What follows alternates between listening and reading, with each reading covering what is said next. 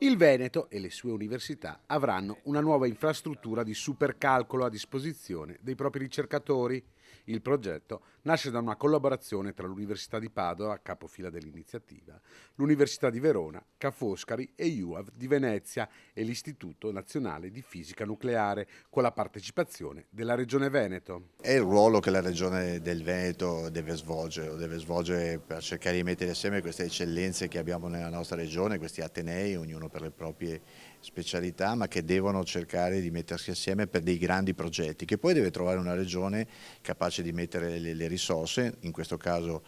fondi della programmazione europea 21-27, 15 milioni di euro che credo abbiano in qualche modo dato un'accelerazione a un progetto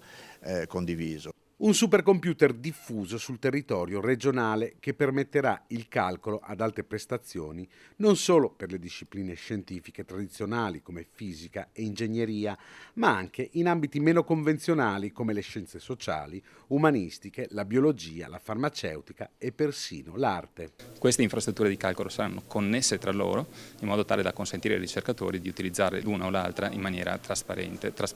portando i dati che hanno bisogno di elaborare nei diversi nodi di calcolo.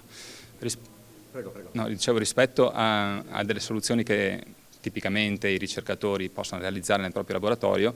queste infrastrutture di calcolo hanno una dimensione decisamente superiore, quindi vanno ad aggregare l'equivalente di, vorrei dire, una decina di laboratori di ricerca classici, per così dire. Tra le prospettive anche quella di una maggiore collaborazione tra ricercatori. Ora moltissimi ambiti di ricerca richiedono potenza di calcolo per elaborare grandi mole di dati. Noi forniamo sia lo spazio dove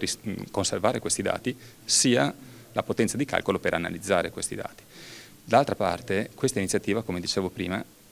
permette anche di mettere in contatto discipline differenti che hanno interesse nel calcolo, con un effetto molto positivo nella circolazione delle competenze, proprio nell'uso delle risorse di calcolo, ma anche dal punto di vista scientifico, permettendo una certa ibridazione delle ricerche.